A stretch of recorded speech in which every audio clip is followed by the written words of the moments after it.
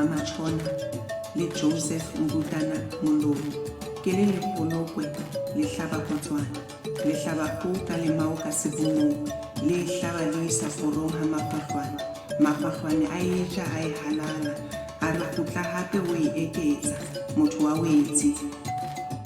Welcome to the Journey with Mpho podcast, a sacred space for healing, love, and rediscovering your life purpose.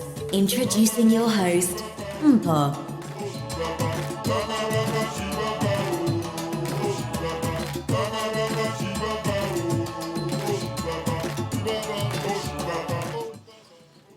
Hello, Journey with Mpho family.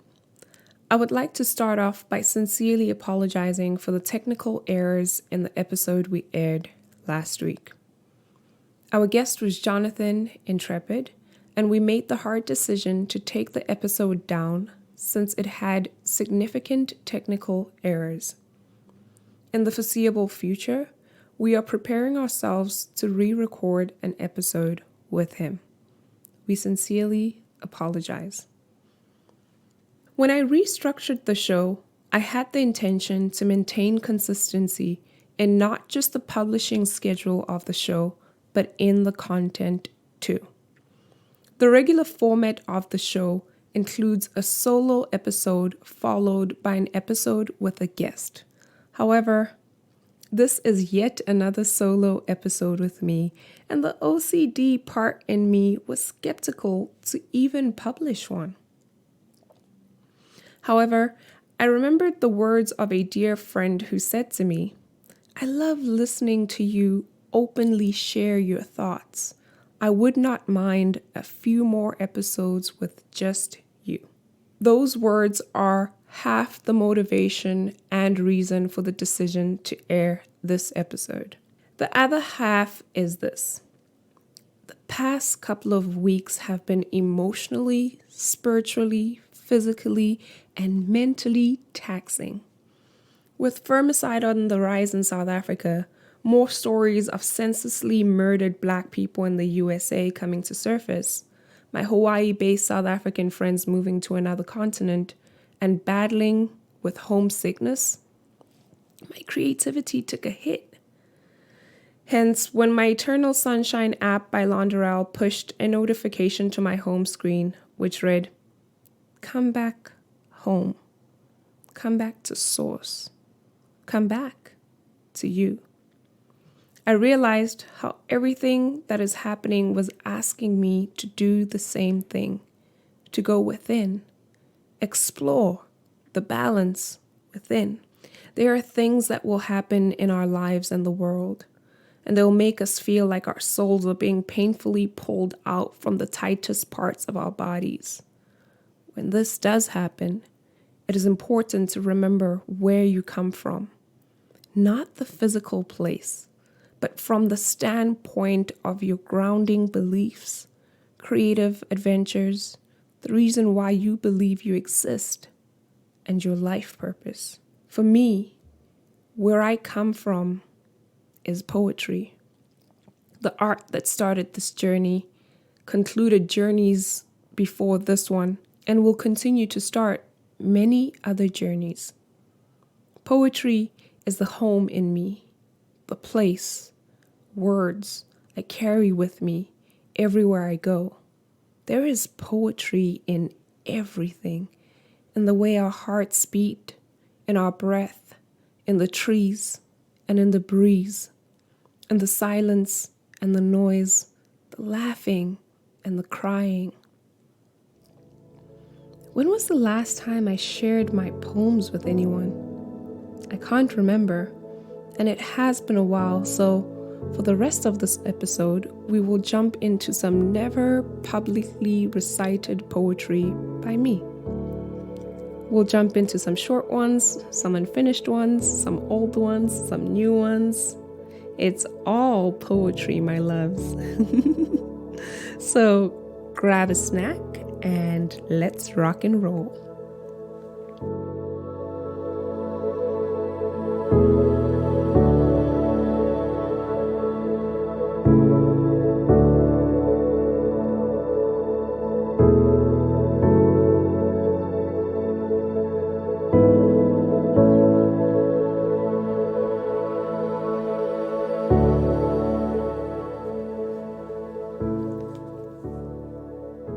On April 18th, 2016, around 1700, I sat on the beach watching the sunset.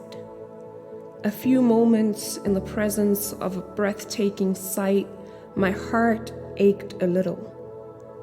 I realized as the sun sets in one place, so it rises in another place. I have done this before, watched the sun set, and I have come to realize there are a lot of experiences in life which can be described as the sun setting. Death, love, pain, and so much more.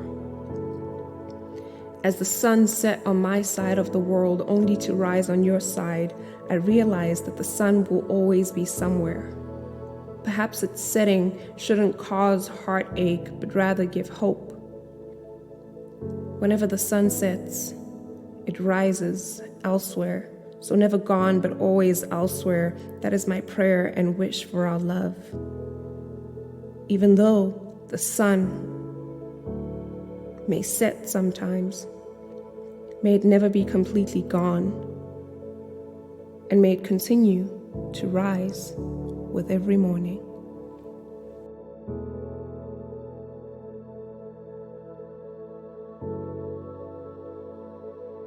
But pictures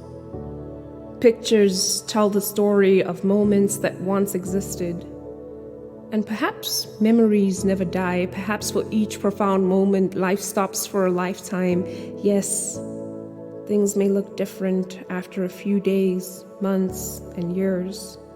But time is a liar, for the heart and mind know something that no hour, no minute, and no second could ever comprehend.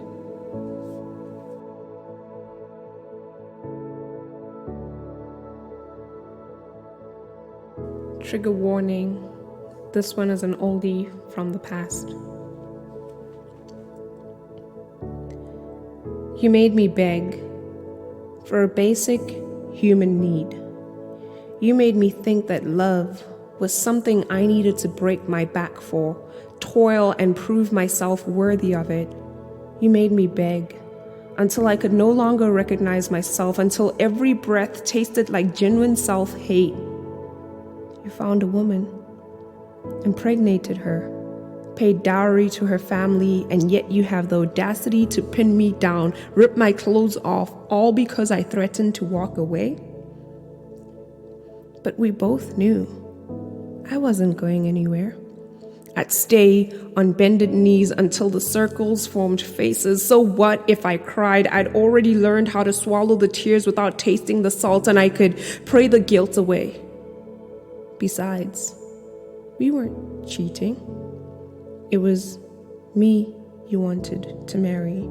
Me who knew about all the other women. Me who'd clean up your mess. Me you'd call for the business ideas. Me who knew everything about your scars. Me who would pigeon fight for the crumbs you call love. Me, the girl who fell in love with you and the woman who didn't have the courage to breathe without you.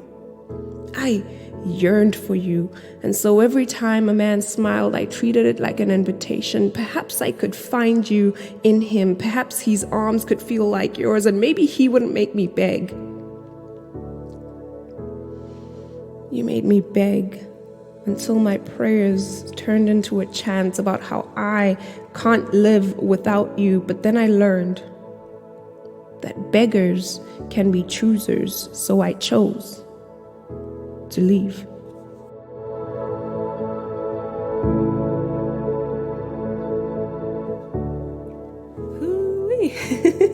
Okay, how you guys feeling? That one was a lot. Okay, here's a short one. And I just wish you had waited a little in the storm with me.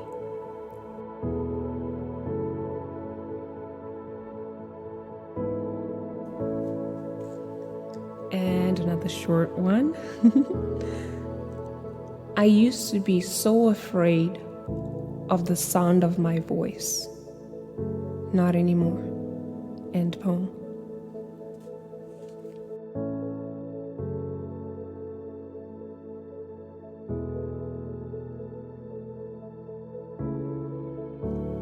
I didn't know that my attempt to ink this paper would turn into you pouring out of my soul. I didn't know it would be you who would push the punchlines, metaphors, and similes. I had stopped chasing you when you began to fit into every pictured frame. I swear I wasn't chasing you when I thought about writing a poem.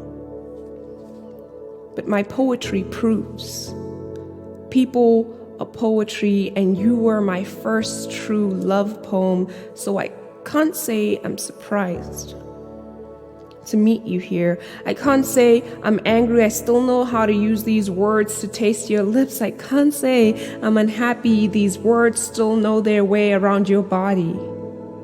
The pen and the hand know what the mind runs away from. They are true to the heart. I just hope when you hear this poem, you realize I was trying to make love to you.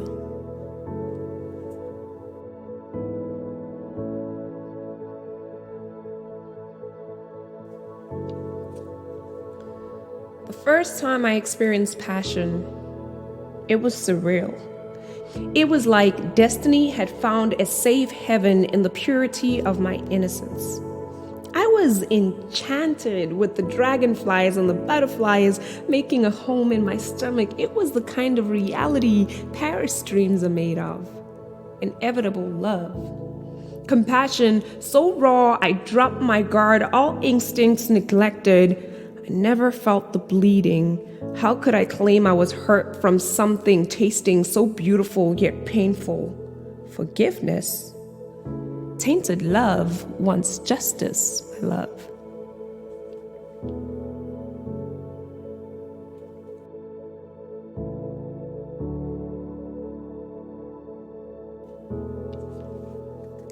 Going with the flow will get you killed.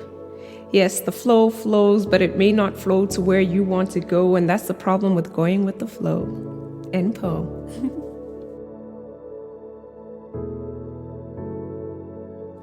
For Shelby, every bottle of vodka has your face on it. Every time I try to drink, I am reminded of your death and how it is impossible to drink my sorrows away. Mpho.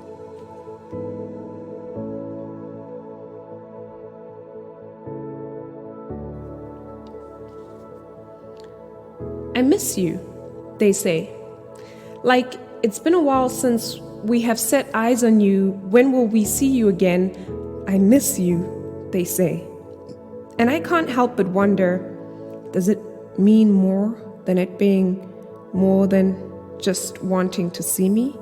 Because for me, missing someone is realizing a part of me is missing and coaching my breath to take it easy, all the while feeling my lungs squeezing my body for oxygen. Missing someone is not knowing when you'll see them again, so you beg your mind to preserve memories of you and them. You run in and out of the tunnels of your heart, empty the sweetness from your voice so each syllable sounds like a choked up whisper of their name. I miss you, but I just spent the last few hours with you. I miss you because something about us renews my hope. Mpho.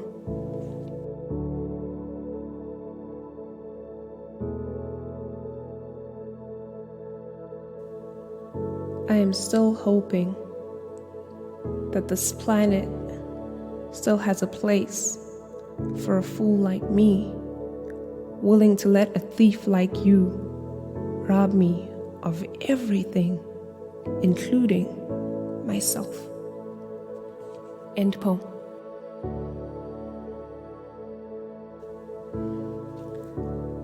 My call history is a war zone filled with moments I loaded the gun and pulled the trigger on my desire to hear your voice. And it is also evidence on your willingness to let me die. My call history is me begging over repeated ringing that you at least answer. Give me a taste of your worthless love. Our message history is a cemetery with headstones detailing all the times I died with hands stretching out and reaching for you. And they wonder why I am a ghost, why spirit has abandoned my body in chase of your unholy, why these bones have dried from thirsting for you. I have bloody lips. For every time I have had to kill myself over needing you so damn much. Mpho.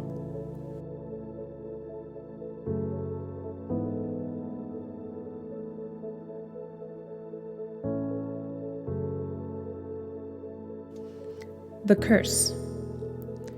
May you only have daughters, and may their lives carry the weight of every heartbreak you have caused women. May men use them in the same way you have used women. Mpho.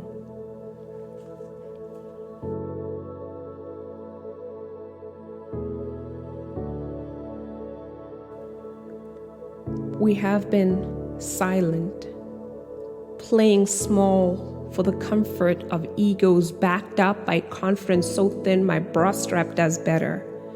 Queens, this is a mantra. Mpho.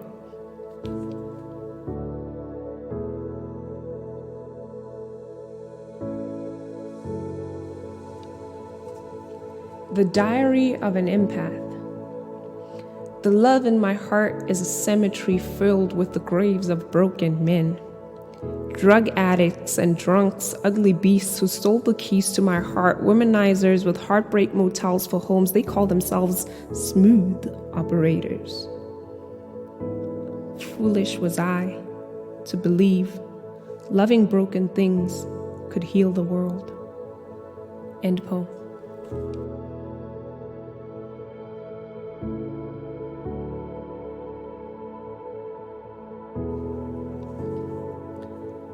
Attempt at a real love poem. You are the hammer to all the walls I have built around my heart, the bricklayer to the bridge I've been meaning to cross. You are the lingering sound of music long after the tune has stopped playing and the party no one wants to leave, the Kool-Aid my body has been thirsting for, the soul food my soul needs.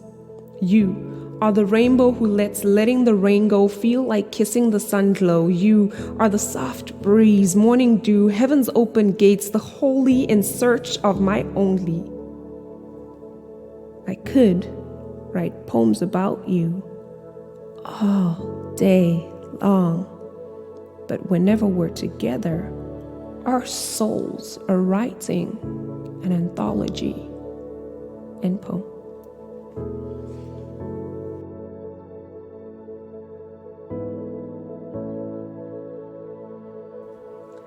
Alrighty, I hope you guys are doing good. It feels so weird not having an audience and just performing over the mic, but I'm becoming alive the more I do this, though. This is the last poem. We have made it to the end, and I recently wrote this one. My hair. In my culture, the Basotho culture, when an immediate family member passes away, as an outward symbol of the deep sadness and a physical reminder of the loss, we cut our hair. The hair represents the time spent with the loved one, which is over and gone, and the new growth is the afterlife. No one in my immediate family has recently passed on. In the Sepedi culture, when a woman gets married, to symbolize the ending of one life chapter, singlehood, and the beginning of a new chapter, marriage life, the woman cuts her hair. I got married 2 years ago, so this is not why I cut my hair. My mother believes, like Samson, we African people preserve our divine energy in our hair. It's where our power, wisdom, and ancestral connection is thickened, coiled, and expressed. Though I agree with my mother, I have been meaning to cut my hair, and she has been pleading with me. I recently started struggling with dandruff, And as someone who is always in search of the spiritual meaning behind everything, I started reading up on what it means to have dandruff. Apparently, dandruff indicates the individual is experiencing a feeling of separation or communication difficulties, and that her ideas are not compatible with those of her partner or someone else. On a clinical level, dandruff is caused by dry or inflamed oily skin, diet, irregular shampooing, fungal multiplication, hair products, diseases, and climatic conditions. On June 7th, at 2:30 in the morning, I arose from my sleep. Now that in itself is not rare. The angel numbers and I have been doing this dance for a couple of years now. But after missing a Black Lives Matter march the day before because I had to work, and that in itself was a protest, lost income keeps the racists financially ahead. I digress. This is about my hair, about how the Tuesday before the march I wanted out of life, this comedy show, this nobody is laughing, so everyone is getting coughed up, so we are coughing up all the lies they tried to shove down our throats. It's Corona season. It's about how waking up at 2 a.m. and vigorously scratching my scalp, I realized the roots are rotten. So treating the leaves won't stop the poison that has affected the branches. It was never a war between my hair and dandruff, but a war between my femininity with how in places where I once planted myself, parts of me have died. A war with how the magazines, televisions, beauty products, and beauty itself didn't look like me until a girl from my hometown won Miss Universe 2019 with a haircut that was $2. This poem is about how my hair, like my body, has been fighting for the right to freely exist, to defy gravity, amidst office policies shaming it into hiding under braids, head wraps, anything but natural, nappy hair we don't want to see. My scalp is a former cream relaxer war zone. My curls, like my curves, are so thick they have to give up being straight. My hair is so tired of running from men who thinks it looks better in a weave, wig, anything but this. So I shaved it off. I'm sorry, Mama. It definitely had energy, but not the good kind. I needed to cleanse, to let the poisoned roots die, to live on the other side of my fears. So this is my hairless head, natural, uncovered, healing, and profoundly black.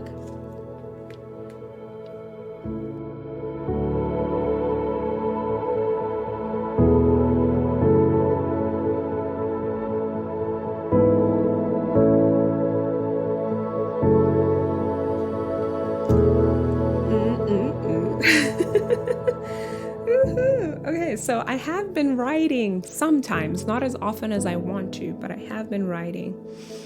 And so I hope you enjoyed the mini poetry session. Please do not hesitate to show me love by providing feedback on the episode via social media or email. See the episode notes for details. And if you really love the show, let the world know by rating and reviewing, subscribing, or following on your listening platform. Thank you for continuously supporting this journey. You are the motivation and the inspiration. Many people have shared the same sentiments about it being a rough couple of weeks. So if you are listening to this and it has been a rough time for you, I would like to remind you, come back home. Come back to source. Come back to you. Until then, JWM family, maholo kwe, kiotaba, rebuile, aloha.